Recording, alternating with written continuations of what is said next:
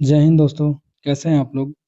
इस वीडियो में हम बात करने वाले हैं बिहार पुलिस का जो प्रीवियस ईयर क्वेश्चन है। ये क्वेश्चन आपको बिहार दरोगा में भी काम आएगा, ठीक है? तो हम आपको बोले थे कि एक सीरीज शुरू करने वाले हैं। आप लोग को अगर अच्छा लगेगा तो आगे हम बढ़ाएंगे, नहीं अच्छा लगेगा तो हम इसको लीव कर देंगे, क्योंकि काफ़ी मेहनत लगता है। 5 ही क्वेश्चन है, लेकिन आपको ये 10-20 क्वेश्चन के बराबर है, ठीक है? तो चलिए हम वीडियो का शुरुआत करते हैं। अगर वीडियो अच्छा लगेगा तो आप लोग कमेंट करके ज़रूर बताइएगा। अगर कोई और चीज़ सुधार का ज़रूरत होगा तो वो भी ज़रूर बताइएगा, ठीक है? और अगर अच्छा लगेगा तो प्लीज़ जितने भी बिहार पुलिस और बिहार दरोगा का तैयारी करें उनको ज़रूर शेयर करिएगा, तो ठीक है? पहला क्वेश्चन है, निम्नलिखित में से कौन सा नगर गुप्त वंश की राजधानी थी? तो इसका जो सही आंसर है, इसका सही आंसर क्या है? पाटलिपुत्रा। पाटलिपुत्रा इसका सही आंसर है। अब हम जानते हैं गुप्त वंश के बारे में थोड़ा डिटेल में, क्योंकि ये क्वेश्चन है लेकिन इसमें पूरा डिटेल में हम बात किए, ठीक है? तो इसमें लिखा हुआ आगे उसको पढ़ते हैं। गुप्त साम्राज्य की राजधानी पाटलिपुत्रा थी, जो गंगा नदी के किनारे एक महत्वपूर्ण राजनीतिक, सांस्कृतिक और आर्थिक केंद्र था। ठीक है, गुप्त साम्राज्य जो लगभग 320 से 550 ईस्वी तक चला, भारतीय इतिहास में कला, विज्ञान और साहित्य के क्षेत्र में स्वर्ण युग माना जाता है। तो क्वेश्चन यहाँ से भी बनता है कि मतलब कौन सा वंश था जो भारतीय इतिहास में कला, विज्ञान और साहित्य के क्षेत्र में स्वर्ण युग माना जाता है? तो आपका आंसर हो जाएगा गुप्त वंश। अब आगे हम जो बहुत इंपॉर्टेंट है, ये क्वेश्चन बार बार आता है लेकिन बहुत इजी क्वेश्चन है, फिर भी कभी कभी इजी क्वेश्चन भी गलत हो जाता है, तो इसको ध्यान में रखना है। गुप्त वंश के संस्थापक कौन थे? श्रीगुप्त। बहुत बार ये क्वेश्चन आया है। आगे देखते हैं, गुप्त वंश की वास्तविक नींव किसने रखी? चंद्रगुप्त प्रथम के शासनकाल में पड़ी। मतलब इसका अगर क्वेश्चन आएगा वास्तविक नींव कौन रखा, तो चंद्रगुप्त प्रथम होगा इसका आंसर। अब समुद्रगुप्त को गुप्त राजवंश का महानतम राजा माना जाता था। समुद्रगुप्त भी गुप्त वंश के ही थे, तो जो इनको महानतम राजा माना जाता था। अगला जो है, घटोत्कच श्रीगुप्त का उत्तराधिकारी था। मतलब श्रीगुप्त के बाद जो आया वो घटोत्कच आया। समुद्रगुप्त का उत्तराधिकारी कौन था? ये भी क्वेश्चन आ सकता है। समुद्रगुप्त का उत्तराधिकारी कौन था? चंद्रगुप्त द्वितीय था, चंद्रगुप्त द्वितीय, जिसे विक्रमादित्य के नाम से भी जाना जाता है। ये क्वेश्चन तो बार बार आता है कि विक्रमादित्य के नाम से कौन जाना जाता है। 4 ऑप्शन दे देगा, इनमें से विक्रमादित्य के नाम से कौन जाना जाता है? तो आपका सही आंसर इसमें क्या होगा? चंद्रगुप्त द्वितीय। और आपको कमेंट करके यहाँ पे बताना है कि एक और कोई शासक था जिसको विक्रमादित्य का उपाधि मिला था। अब देखिए, समुद्रगुप्त का उत्तराधिकारी चंद्रगुप्त द्वितीय था। अब चंद्रगुप्त द्वितीय बहुत बड़ा सा महानतम शासक था और बहुत मतलब बलवान था। इसने मालवा, गुजरात और काठियावाड़ के व्यापक क्षेत्रों पर विजय प्राप्त किया। अब आगे देखते हैं, गुप्त राजाओं के शासन के दौरान कुछ प्रसिद्ध घटना। प्रसिद्ध चीनी तीर्थयात्री फाहियान चंद्रगुप्त द्वितीय के शासनकाल में भारत आया था। ये भी क्वेश्चन बहुत बार आता है कि पहले तो एक क्वेश्चन यहाँ से आ सकता है कि फाहियान जो था वो कहाँ का यात्री था? तो चीनी यात्री था। किसके शासनकाल में आया? तो चंद्रगुप्त द्वितीय के शासनकाल में आया। अगला लाइन जो है, गुप्त सम्राट चंद्रगुप्त प्रथम महाधिराजा की उपाधि धारण करने वाला पहला शासक था। महा महाराजा धीराज, महाराजा धीराज, ये भी क्वेश्चन बहुत बार आया है कि चंद्रगुप्त प्रथम महाराजा धीराज की उपाधि धारण करने वाला पहला शासक था। यहाँ पे भी आप कमेंट करके जरूर बताइएगा कोई और एक और शासक था जिसको महाराजा धीराज की उपाधि मिली थी, ठीक है? चंद्रगुप्त प्रथम की पत्नी का नाम, ये भी क्वेश्चन आया हुआ है। आपको अगर देखे होंगे प्रीवियस ईयर तो एक क्वेश्चन आया, चंद्रगुप्त प्रथम की पत्नी का नाम कुमार देवी था।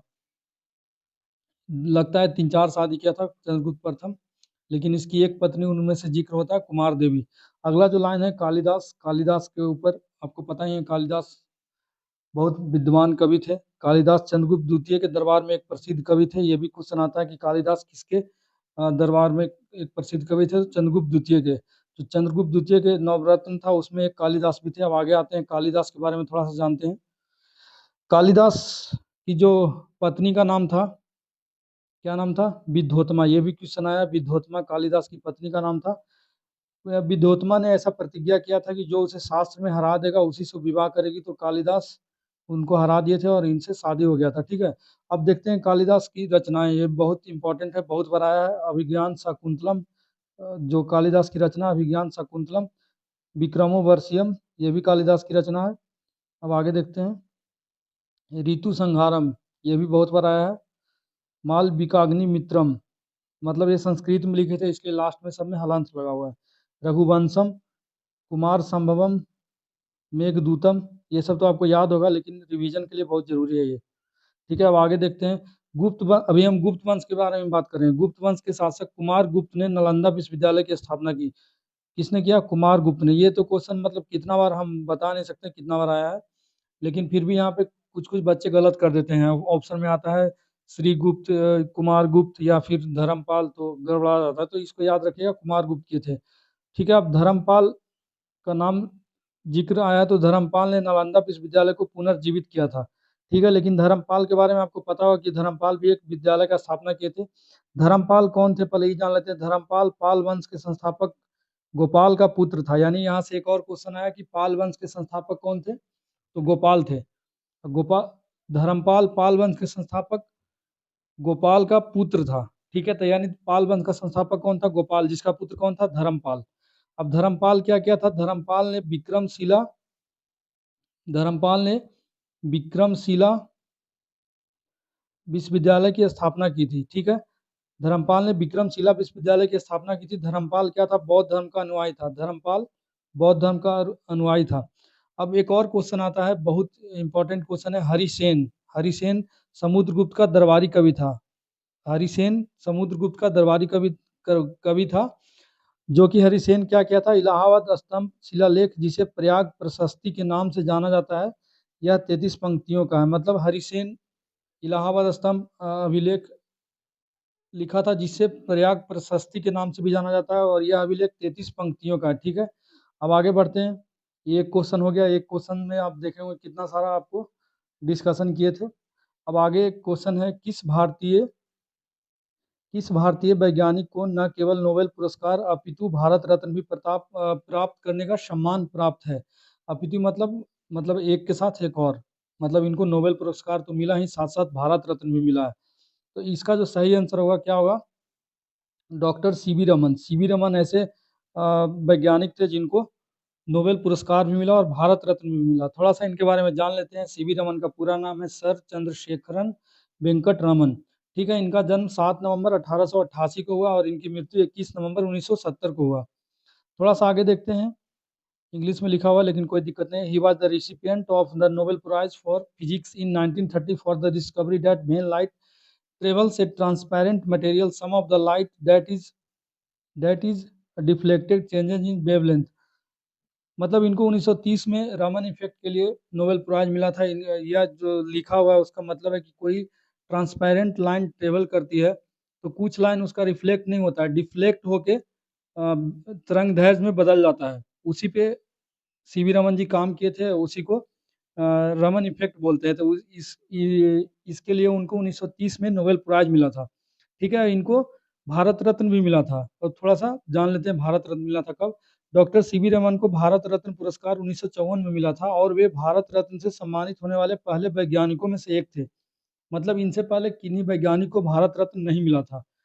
अब उन्हें 1957 में लेनिन शांति पुरस्कार से भी सम्मानित किया गया था। लेनिन शांति पुरस्कार से भी सम्मानित किया गया था। अब यहाँ पे बात आई है भारत रत्न की, तो थोड़ा सा हम जान लेते हैं भारत रत्न के बारे में। ठीक है, भारत रत्न भारत का सर्वोच्च नागरिक सम्मान है जो कला, साहित्य, विज्ञान, समाज सेवा और खेल जैसे क्षेत्रों में असाधारण योगदान के लिए दिया जाता है। ठीक है, ये क्वेश्चन आता है कि निम्नलिखित में से ऐसे दे देगा 5 और 4 ऑप्शन, बोलेगा किसमें भारत रत्न नहीं दिया जाता है। तो यहाँ पे ध्यान रखिएगा। अब एक जो इम्पोर्टेंट क्वेश्चन है ये आता है बार बार, इसकी शुरुआत कब हुई थी? 2 जनवरी 1954 की।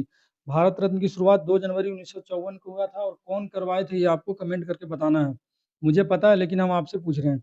अब आगे है, किस महाद्वीप को, अगला क्वेश्चन है ये, वो वाला खत्म हो गया। किस महाद्वीप को विषमताओं का महाद्वीप कहा जाता है? इसका जो सही आंसर है क्या होगा? इसका सही आंसर होगा यूरोप। यूरोप को विषमताओं का महाद्वीप कहा जाता है। क्यों? क्योंकि यहाँ विभिन्न प्रकार की जलवायु, संस्कृति, भाषा और भू आकृतियाँ पाई जाती है।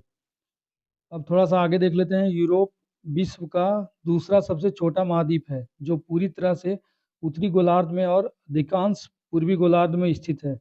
ठीक है, समझ गए? अब आगे देखते हैं। अगला क्वेश्चन है, फिजिक्स से है। एक घर में बिजली के उपकरण जुड़े होते हैं, मतलब आपके घर में जो वायरिंग होता है ना, वो किस श्रेणी में होता है? पैरेलल में होता है कि सीरीज में होता है? तो इसका जो सही आंसर है वो क्या होगा? पैरेलल में होगा। क्यों होता है पैरेलल में? ताकि यह सुनिश्चित किया जा सके कि प्रत्येक उपकरण को विद्युत आपूर्ति से पूर्ण वोल्टेज प्राप्त हो, जिससे स्वतंत्र संचालन हो सके और एक उपकरण की विफलता से अन्य उपकरणों पर प्रभाव पड़ने से रोका जा सके। मतलब अगर मान लीजिए कहीं पे पैरेलल में आपका वायरिंग किया हुआ है, तो अगर कहीं एक स्विच खराब हो गया, ठीक, या किसी वजह से एक बल्ब खराब हो गया, तो ऐसा नहीं होगा कि एक बल्ब खराब हो गया तो पूरा बंद हो जाएगा, जो खराब हुआ वही बंद होगा और अगला चलते रहेगा। तो इसीलिए घर में पैरेलल में वायरिंग किया जाता है। अब अगला क्वेश्चन देखते हैं। ये क्वेश्चन भी बहुत बार आया है। सूचना का अधिकार किस वर्ष लागू किया गया?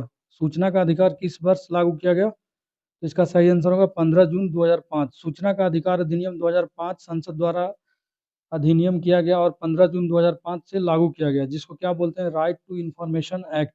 अब जानते हैं कि यह क्या है, सूचना का अधिकार क्या है। सिर्फ मतलब वो याद करने से नहीं होगा, हो सकता है कुछ और पूछ दे। तो क्या है, यह एक ऐसा कानून है जो नागरिकों को सार्वजनिक प्राधिकरणों के नियंत्रण में मौजूदा सूचना तक पहुंचने का अधिकार देता है, जिससे पारदर्शिता और जवाबदेही बढ़ती है। मतलब एक ये ऐसा अधिकार है कि आपको अगर कहीं गड़बड़ी दिख रहा है तो आप बोलते हैं ना, जैसे आपका कोई आंसर किया है एग्जाम का, मान लीजिए बिहार पुलिस का है, बिहार पुलिस में तो है कि नहीं पता नहीं, आरटीआई आप कर सकते हैं हर क्वेश्चन पे, आपको लग रहा है इसका तो कुछ जारी ही नहीं होता है। मान लीजिए सीजीएल में है, तो जैसे सीजीएल में कोई क्वेश्चन गलती हुआ, जो सेंट्रल लेवल का एसएससी होता है, तो आप उसमें बोलता है कि आप आरटीआई कर सकते हैं, कुछ पैसा लगता है। इस अधिनियम का उद्देश्य क्या है? इसका मुख्य उद्देश्य है नागरिकों को सशक्त बनाना, सरकारी कार्यों में पारदर्शिता लाना, भ्रष्टाचार को रोकना और लोकतंत्र को मजबूत करना। सूचना का अधिकार नागरिकों को सरकार की गतिविधियों पर नजर रखने और उसे उनसे जवाब सुनिश्चित करने में मदद करता है। तो उम्मीद करते हैं आपको समझ में आया होगा, जो ये 5 क्वेश्चन हम किए थे। अब बाकी अगर आपको अच्छा लगेगा तो हम इसका सीरीज़ जारी रखेंगे। आप लोगों को कैसा लगा कमेंट करके ज़रूर बताइएगा, और अगर चैनल पे नए हैं तो चैनल को सब्सक्राइब ज़रूर कीजिएगा। मिलते हैं अगले वीडियो में, तब तक के लिए जय